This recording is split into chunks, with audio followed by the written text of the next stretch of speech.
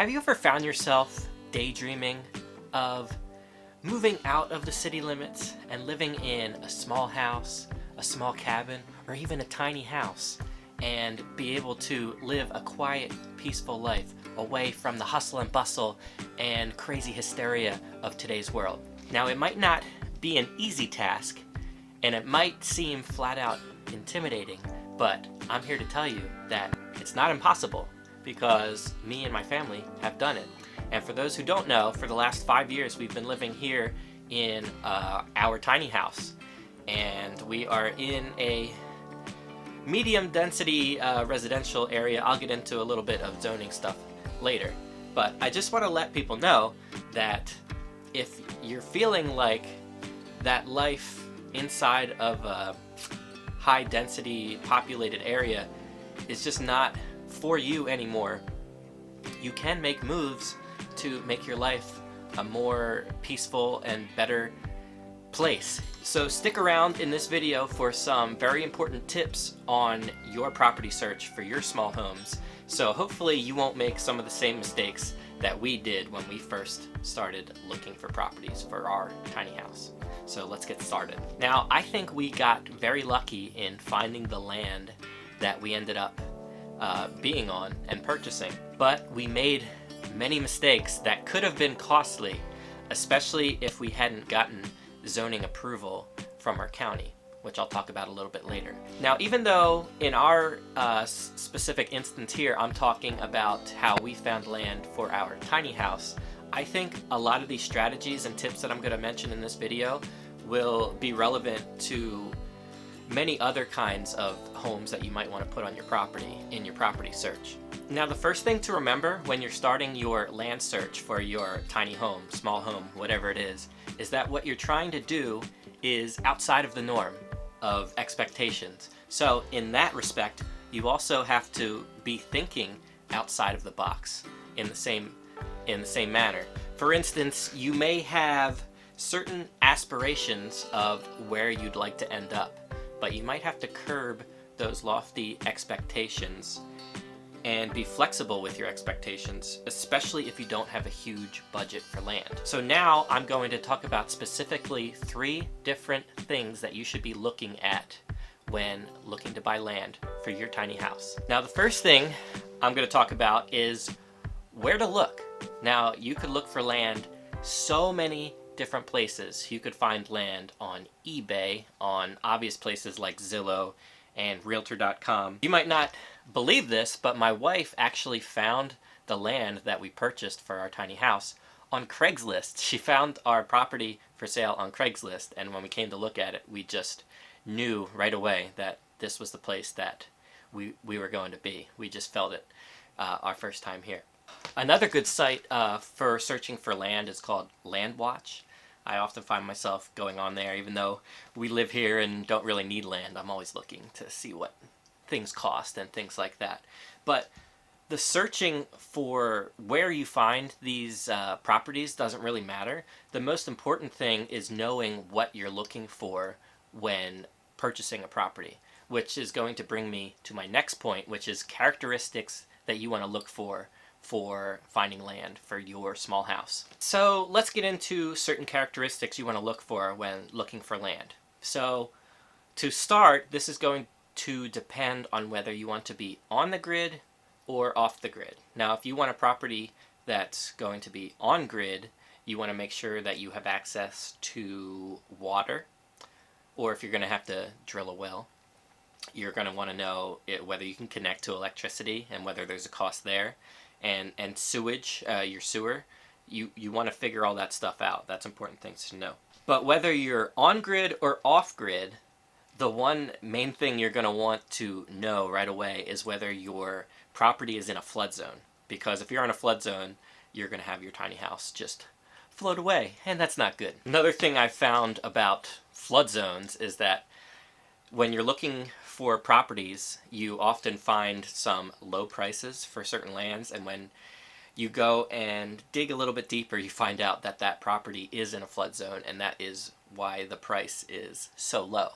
So it can be a little disheartening to find that stuff out, but it's things that you just need to know, especially if you want to grow food on that property. You don't want to be growing your food in a boggy, land that's kind of swampy and stuff like that. So, something to keep in mind. Now, there may be a cheap lot that is for sale and might get you excited. However, if you look at the surrounding homes in the area, you'll all notice that they're all like 3,000 square foot cookie cutter homes. And don't be a fool thinking that you'll just be allowed to park your tiny house on a piece of property next to all these huge homes. Housing developments like that have certain zoning regulations to maintain property values in the surrounding homes. But in reality, do you really want to be living in an area like that, surrounded by all homes that look the same?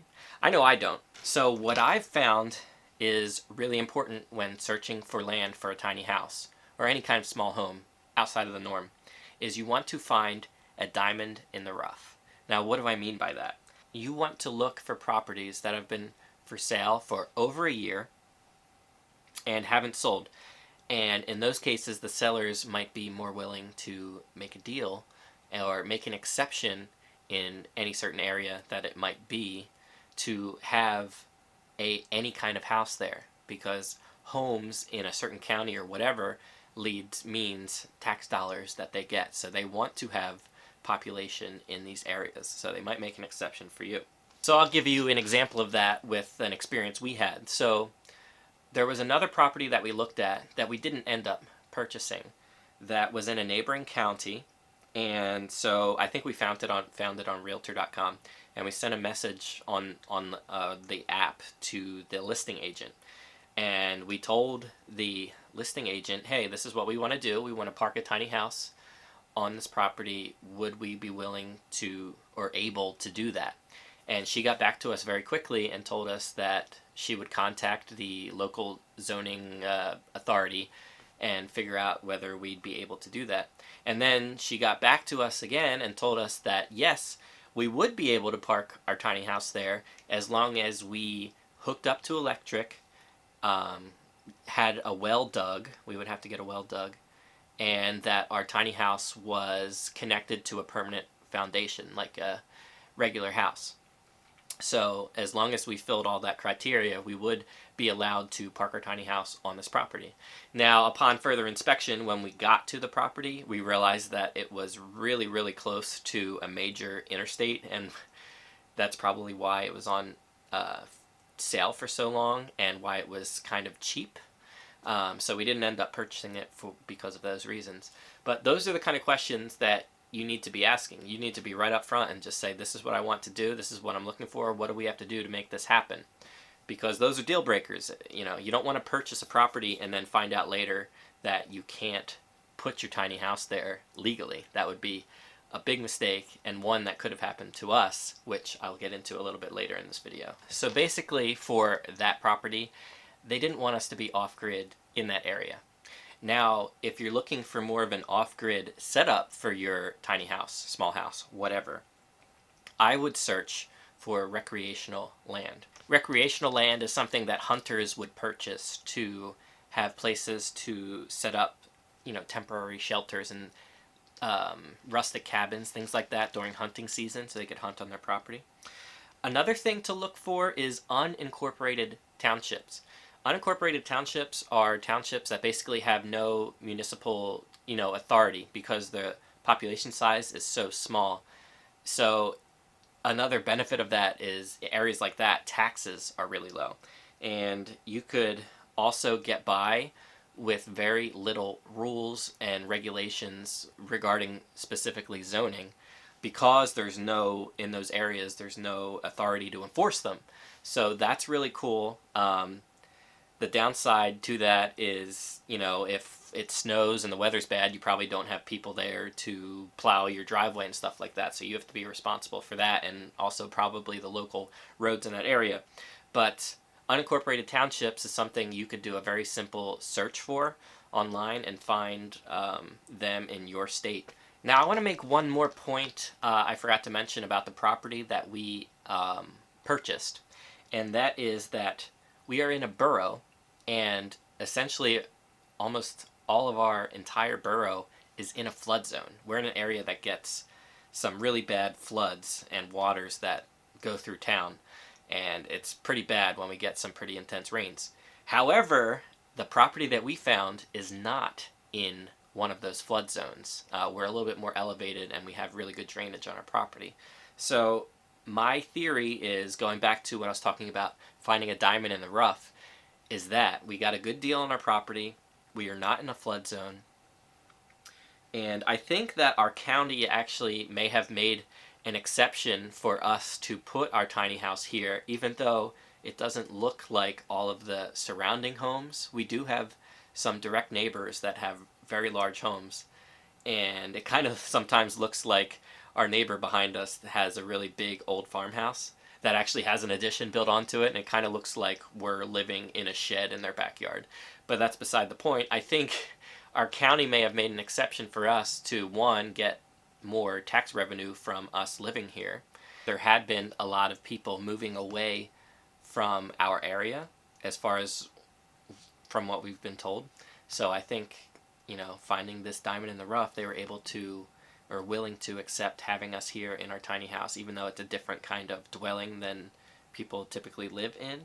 They were willing to make an exception for us to get that tax revenue, I believe, that they have been losing to people moving out of our county and the borough. If you stuck around to the end of this video, thank you for watching. And if you're new here, please subscribe to our channel. We do a lot of videos about homesteading and gardening. And I decided to make this video even though I'm not talking about those things, but really because you can't really garden or homestead without owning land. You need some kind of property to do that stuff. So even if it ends up being just like 1/10 of an acre or 1/4 of an acre, we're here on 1/2 an acre, but we're growing on a lot less than what we have.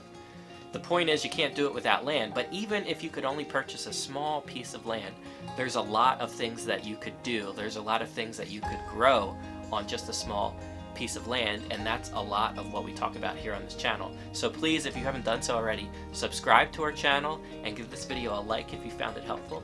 And that's going to be it for this video. So thank you for watching, and we'll see you next time.